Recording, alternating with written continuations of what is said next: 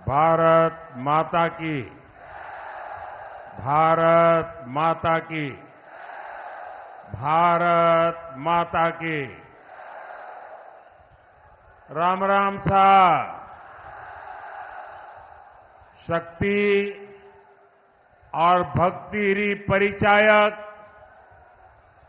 चैत्रीय नवरात्रा रे चौथे दिन माता कुष्मांडा रे स्वरूप ने मारो कोटि कोटि प्रणाम। बाढ़ाणे और जैसाणे रे वासियों ने मारी घणे मानसू। राम राम।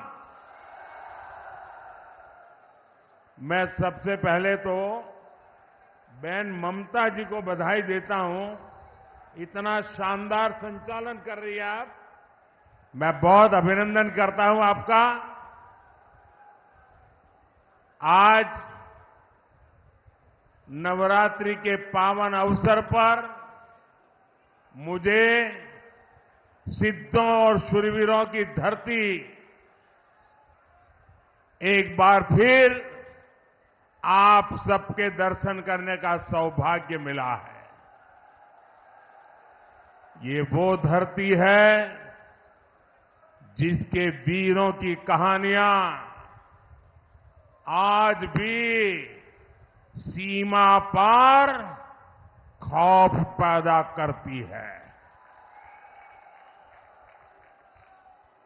जिस रेगिस्तान की गर्मी में अच्छों की हिम्मत दम तोड़ देती है, वहां आपके हौसले के सामने गर्मी भी कुछ नहीं कर पाती।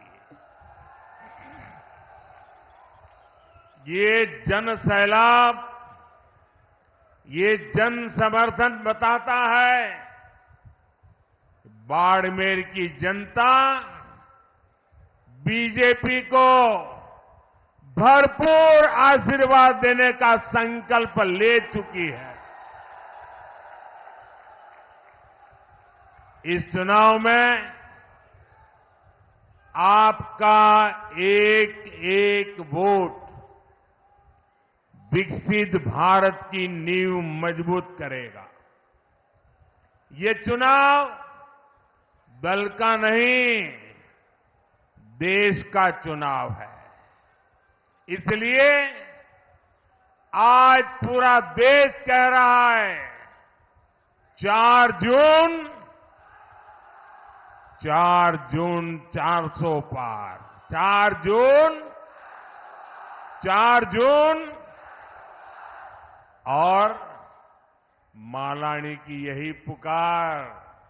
फिर एक बार, फिर एक बार, फिर एक बार। भाइयों और बहनों, बाड़मेर हमारी पार्टी के वरिष्ठ स्वर्गीय जसवंत सिंह जी का क्षेत्र है। यहां के लोगों ने हमेशा मुझे बोला है, मोदी जी आप देश के दुश्मनों को सबक सिखाओ, बाड़मेर जिताने की जिम्मेदारी हमारी। आप इस बार भी पहले से ज्यादा वोटों से बीजेपी को जिताएंगे, ये मेरा पक्का विश्वास है। साथियों, कांग्रेस पार्टी ने 5-6 दशक से ज्यादा देश पर हुकूमत की, लेकिन देश की कोई एक बड़ी समस्या ऐसी नहीं जिसका संपूर्ण समाधान कांग्रेस ने दिया हो। राजस्थान के लोगों से बेहतर इस बात को कौन जानेगा। जिस राजस्थान के लोगों ने देश को अपने लहू से सींचा, उस राजस्थान को कांग्रेस पार्टी ने पानी के लिए प्यासा रखा।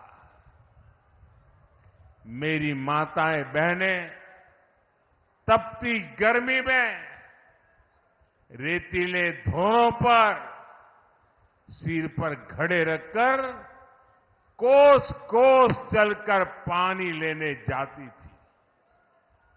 हमारी बहनें यहां कहती थी, घी ढुले तो मारो कुछ न जासी, पानी ढुले मारो सब कुछ जासी। यानी पानी घी से भी ज्यादा मूल्यवान था।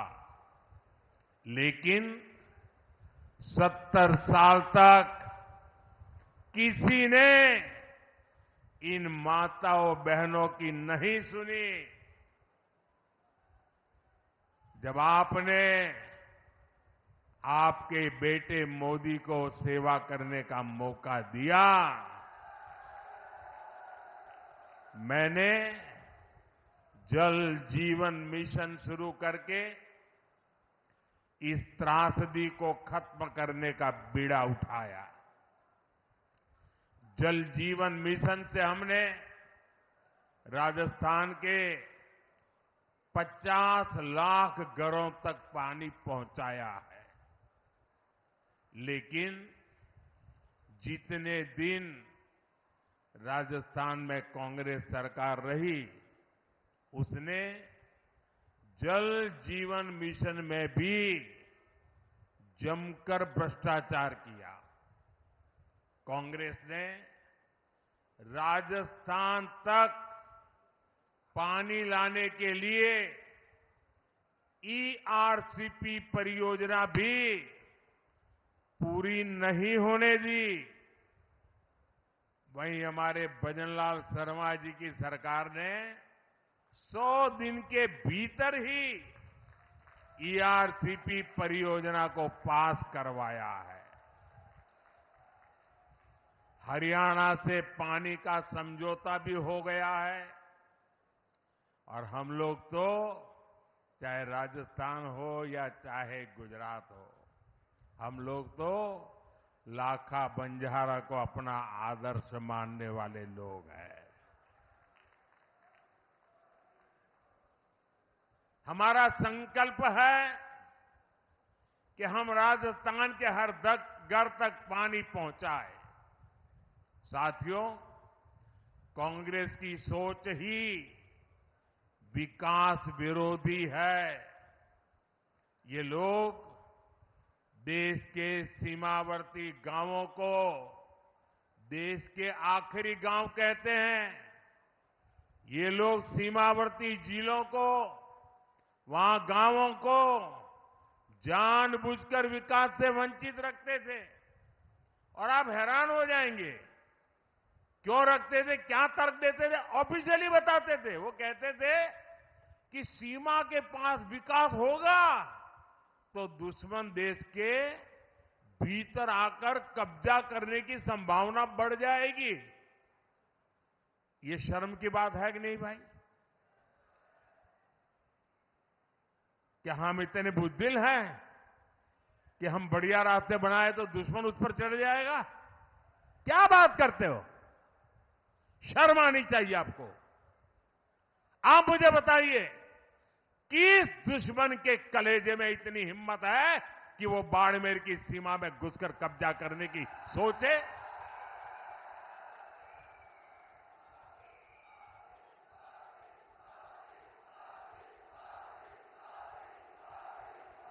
है हिम्मत किसी में?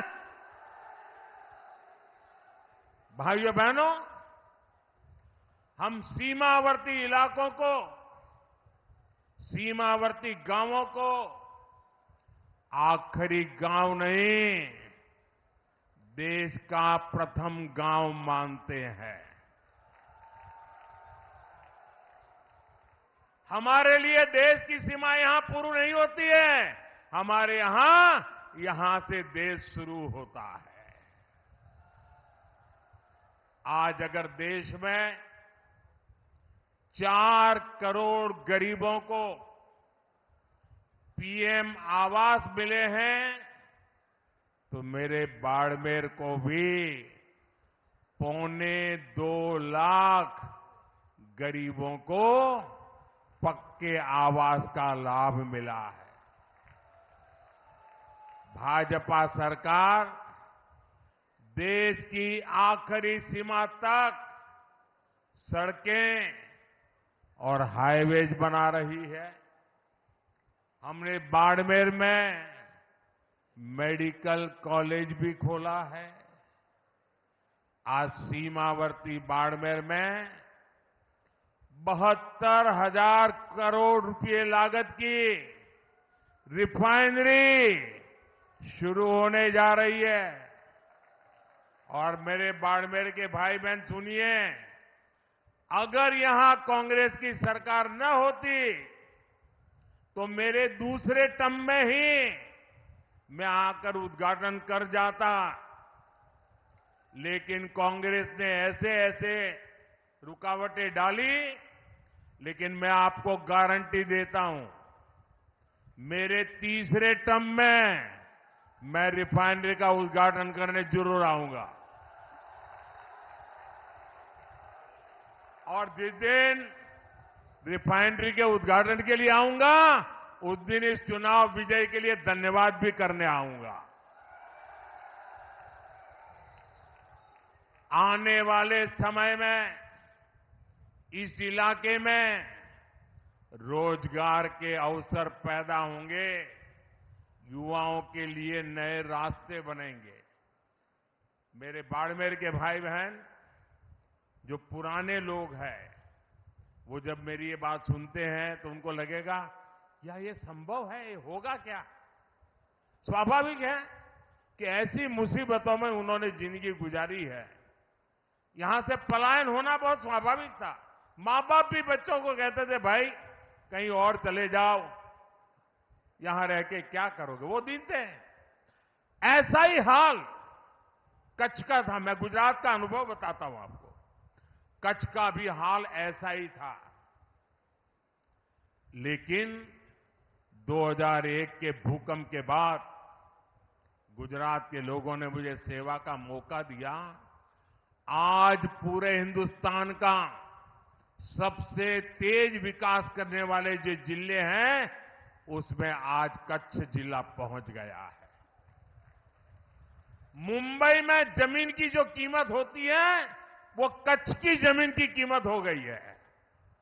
अगर कच्छ बदल सकता है तो बाड़मेर बदल सकता है कि नहीं बदल सकता है? बदल सकता है कि नहीं बदल सकता है? मैं ये करके आया हूं और इसलिए मैं गारंटी देता हूं, ये भी मैं करके रहूंगा।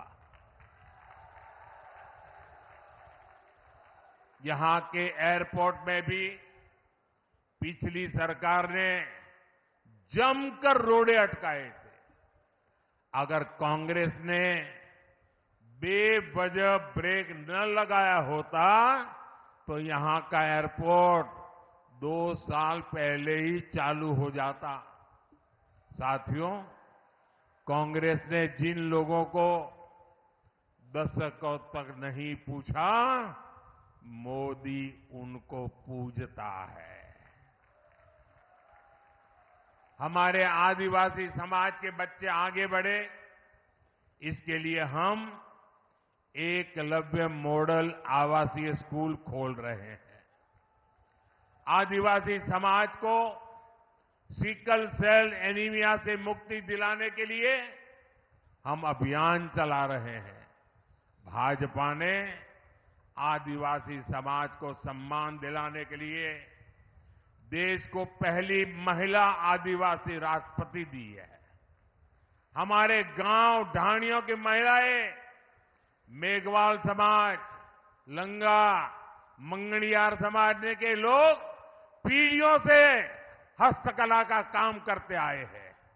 भाजपा ने पहली बार उन्हें आगे बढ़ाने के लिए पीएम विश्वकर्मा योजना शुरू की है।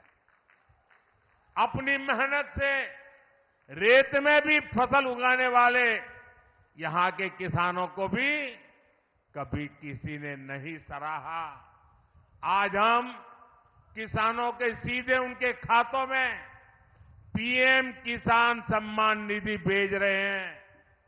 किसानों की आय बढ़े, इसके लिए हम मोटे अनाजों को, श्री अन्न को पूरी दुनिया में प्रमोट कर रहे हैं। ये हमारा बाजरा कोई पूछता नहीं था, सिर्फ हम गांव के लोग खाते थे। आपको जानकर के खुशी होगी, अभी मैं जब अमेरिका गया तो अमेरिका ने राष्ट्रपति ने अपने घर में व्हाइट हाउस में बड़ा भोज रखा था, लेकिन मजा देखिए, उस भोज में जितनी चीजें खाने के लिए बनाई थी वो हमारे मोटे अनाज में से बनाई थी। हमारे बाजरे, हमारा ज्वार उसमें से बनाई थी। दुनिया में जो मेरा छोटा किसान पानी के अभाव में खेती करता है, मोटा अनाज पैदा करता है, मैंने दुनिया को समझाया है ये मामूली अनाज नहीं है, ये सुपर फूड है, सुपर फूड। आपकी सेहत के लिए उत्तम फूड है। और मैं दुनिया में आपके किसानों के द्वारा बनाई ये बाजरा ज्वार दुनिया में बेच रहा हूं। दोस्तों, मूंग का समर्थन मूल्य भी आज जितना है उतना कभी नहीं था। मोदी आपके सुख दुख में आपके साथ है, क्योंकि आपके सपने ही मेरे संकल्प है। साथियों, एससी, एसटी, ओबीसी भाइयों और बहनों के साथ दशकों तक भेदभाव करने वाली कांग्रेस आजकल एक पुरानी रिकॉर्ड बजा रही है। जब भी चुनाव आता है, संविधान के नाम पर झूठ बोलना ये इंडिया अलायंस के सब साथियों की फैशन बन गई है।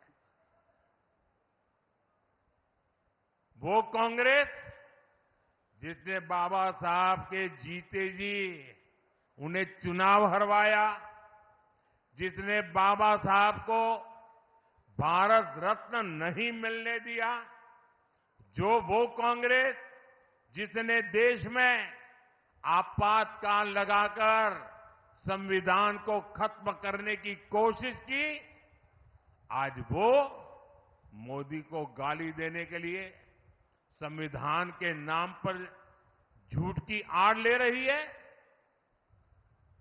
ये मोदी है जिसने देश में पहली बार संविधान दिवस मनाना शुरू किया।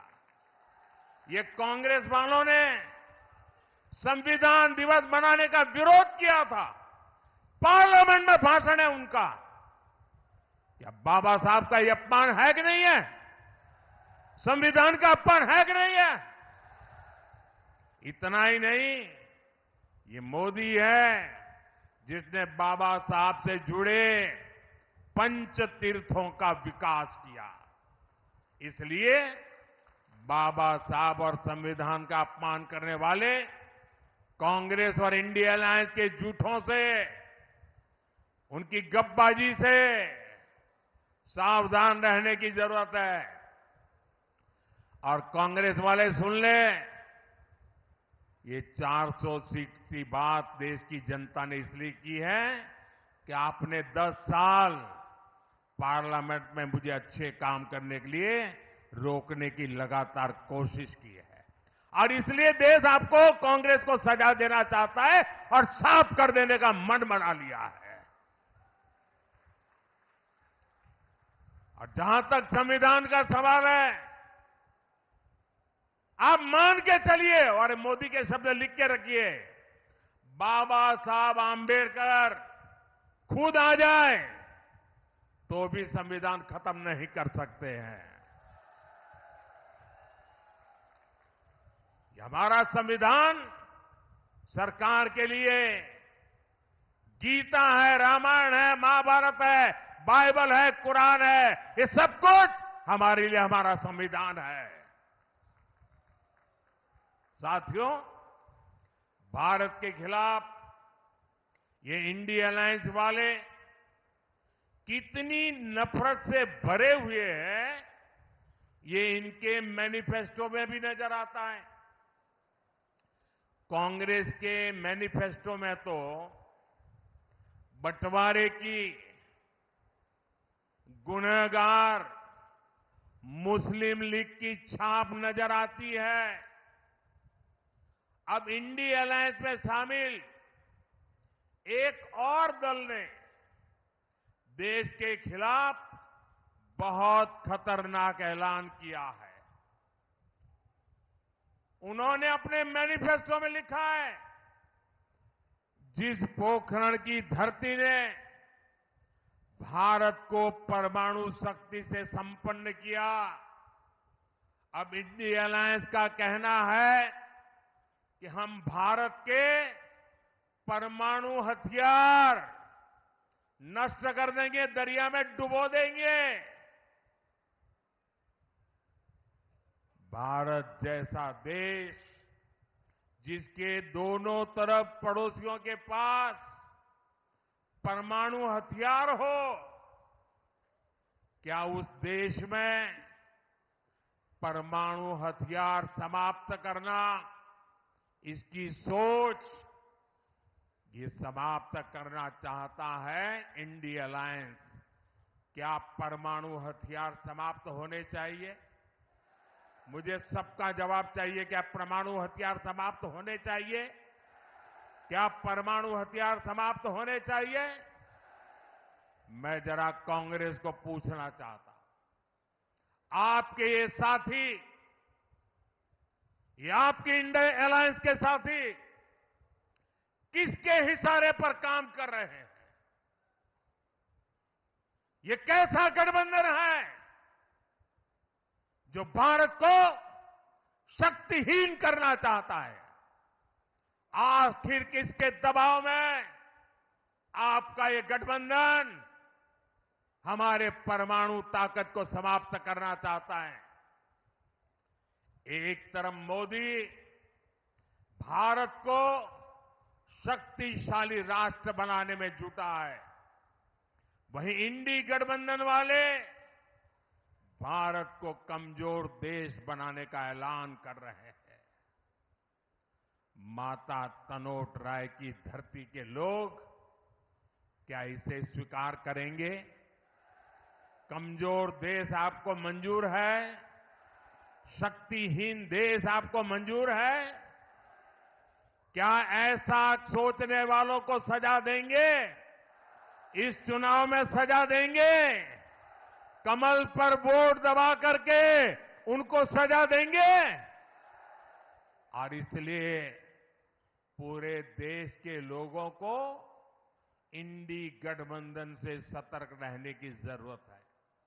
साथियों, जिस भारत मां के लिए हम अपने जीवन की परवाह नहीं करते, ये कांग्रेस पार्टी उसे सिर्फ एक जमीन का टुकड़ा मानती है। और इसलिए कांग्रेस के राष्ट्रीय अध्यक्ष राजस्थान की वीर भूमि में आकर कहते हैं कि मोदी ने कश्मीर से 370 हटाया, तो राजस्थान से उसका क्या लेना देना, क्या वास्ता? यहां आकर के बोल के गए। ये राजस्थान की राष्ट्रभक्ति पर ऐसा सवाल करने की हिम्मत करते हैं? जिस राजस्थान के वीरों ने सीमा पर कश्मीर के लिए सीने पर गोलियां खाई, उससे पूछते हो कि कश्मीर से क्या वास्ता? इस बाड़मेर के सपूत भीखाराम मुंड ने करगिल युद्ध में अपना बलिदान दे दिया था। और कांग्रेस कहती है कि कश्मीर का राजस्थान से क्या वास्ता? जिस राजस्थान में, कश्मीर में जन्मे बाबू साहब रामदेव जी की घर घर पूजा होती हो। उससे पूछते हो कि कश्मीर से क्या रिश्ता? जब कश्मीरी हिंदुओं को उनके घर से खदेड़ा गया था, तब कितने ही परिवारों को राजस्थान ने बसाया था, गले लगाया था। और ये पूछते हैं कि राजस्थान का कश्मीर से क्या वास्ता? अरे उनको पता नहीं होगा। करगिल के लोग ईरान गए थे और ईरान में कोविड की भयंकर महामारी में फंस गए थे। उनको वापस लाना था, कोविड के साथ लाना था। बड़ा संकट का काम था। उनको हिंदुस्तान ला करके कहां रखे? देश को जान करके गर्व होगा, ये मेरे राजस्थान की वीर भूमि है। जैसलमेर में ईरान से लाए गए कोविड के वो सारे लोग जो करगिल के रहने वाले थे, वहां वो माइनस टेम्परेचर में रहते हैं। यहां 35-40 डिग्री टेम्परेचर में महीना भर रहे। जब ठीक हुए तब राजस्थान ने उनको घर वापस भेजा था। ये है मेरा राजस्थान। कांग्रेस भारत को भाषा, प्रांत, जात पात में तोड़ना चाहती है। इसलिए आपको इस चुनाव में कांग्रेस को फिर एक बार सबक सिखाना है। साथियों, कांग्रेस हर उस काम का विरोध करती है जो देश हित में होता है। कांग्रेस हर उस ताकत के साथ खड़ी हो जाती है जो देश विरोधी होती है। आप देखिए, हम लोग देश में, राजस्थान में शक्ति की उपासना करते हैं, माता की उपासना करते हैं।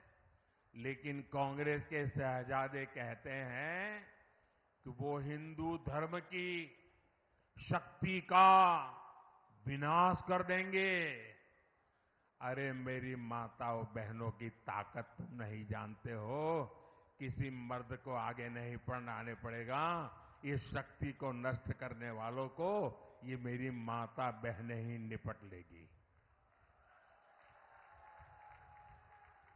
देश में राम मंदिर निर्माण का पुनीत पावन काम होता है, कांग्रेस उसका भी बहिष्कार करती है। और कांग्रेस करती क्या है? कांग्रेस रामनवमी की शोभा यात्रा पर राजस्थान में पत्थरबाजी करने वाले दंगाइयों को संरक्षण देती है। देश में घुसपैठिए आते हैं तो कांग्रेस उनका स्वागत करती है। लेकिन भारत विभाजन का विरोध करने वाले हमारे दलित और सिख भाई बहनों को नागरिकता देने वाले सीएए का ये विरोध करते हैं।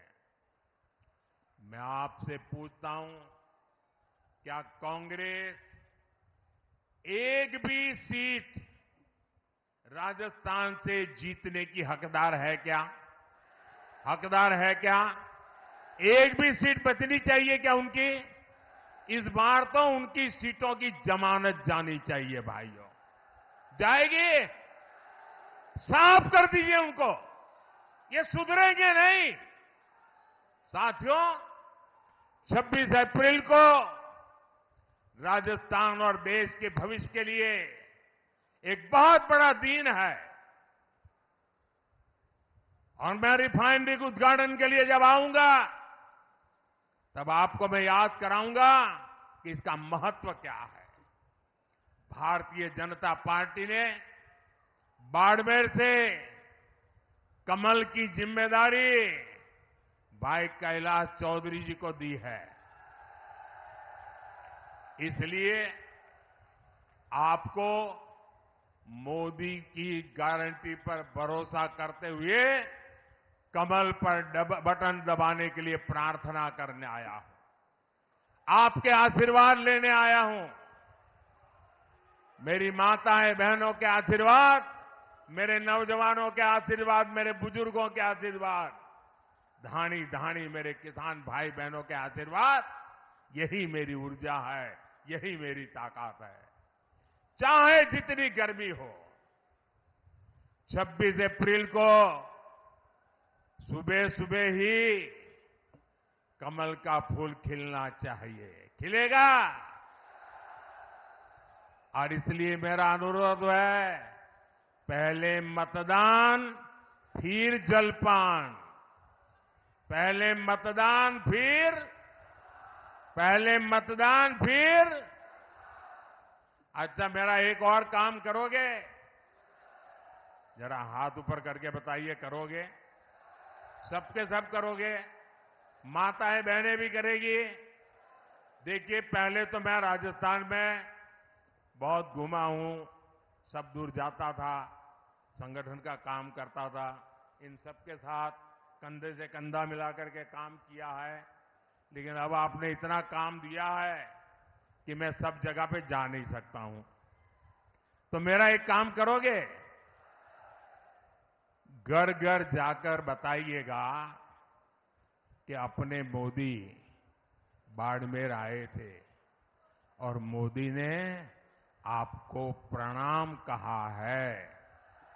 मेरा प्रणाम पहुंचा दोगे? हर परिवार में मेरा प्रणाम पहुंचाओगे? हर माता बहन को मेरा प्रणाम पहुंचाओगे? हर बुजुर्ग को मेरा प्रणाम पहुंचाओगे? जब इन सबको मेरा प्रणाम पहुंचेगा ना, तो वो मन से मुझे आशीर्वाद देंगे और वो आशीर्वाद मुझे ऐसी ताकत देगा कि विकसित भारत का सपना पूरा करने के लिए मैं अपनी पूरी ऊर्जा लगा दूं। मेरे साथ बोलिए, भारत माता की, भारत माता की, भारत माता की। बहुत बहुत धन्यवाद।